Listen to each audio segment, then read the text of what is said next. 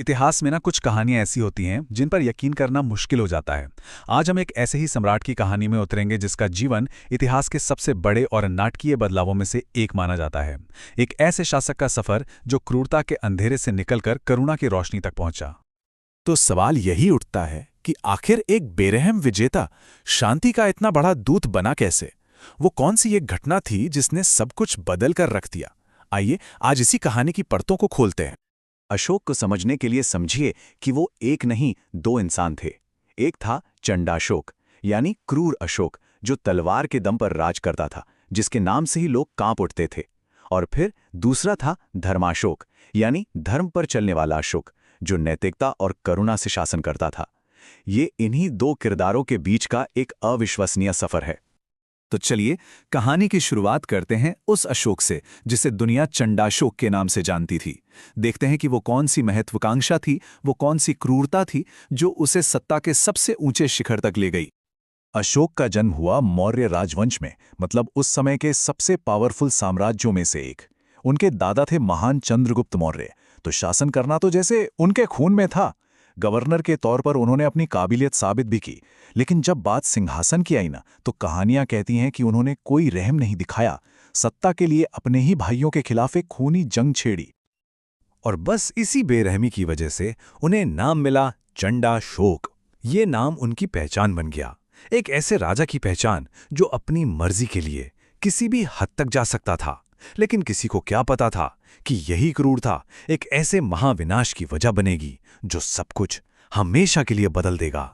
अब आते हैं कहानी के उस मोड़ पर, वो एक लड़ाई, वो एक दिन जिसने अशोक को अशोक महान बनाया।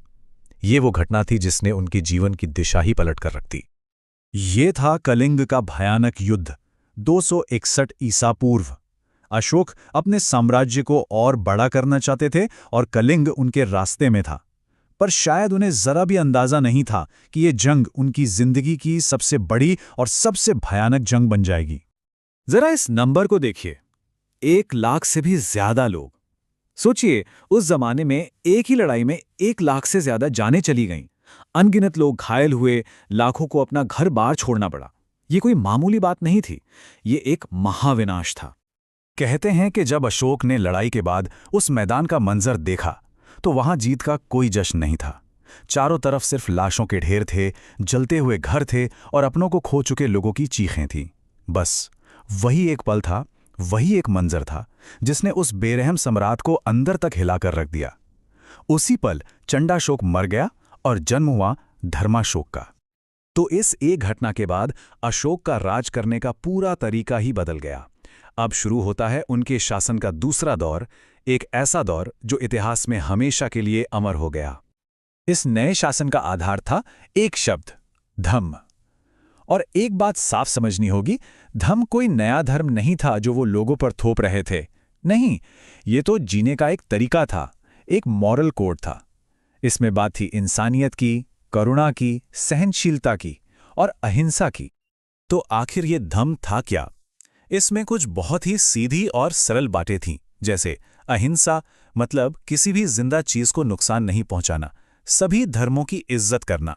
सोचिए, ये उस जमाने में कितनी बड़ी बात रही होगी।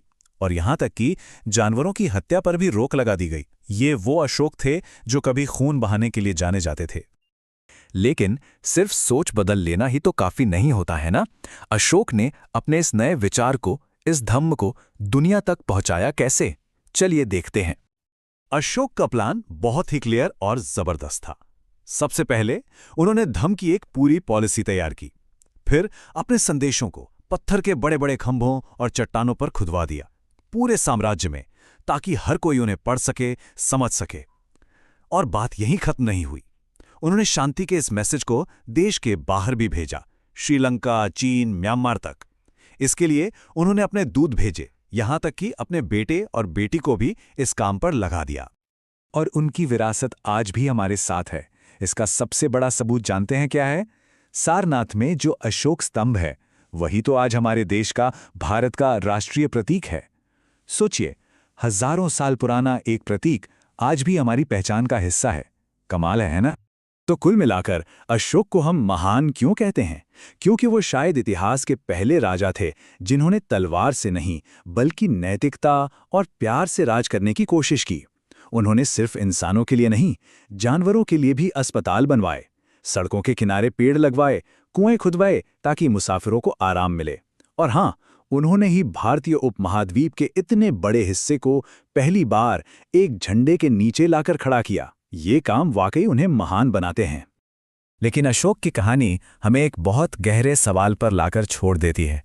क्या शांति और अच्छाई की विरासत वाकई में हिंसा के काले इतिहास को पूरी तरह से मिटा सकती है? अशोक ने अपनी बाकी की जिंदगी में जो कुछ भी किया, क्या वो उनके चंडाशोक वाले दौर के खून के धब्बों को पूरी तरह धोखाया? ये एक ऐसा सवाल है जिसका जवाब शायद आज भी हम सब ढूंढ रहे हैं।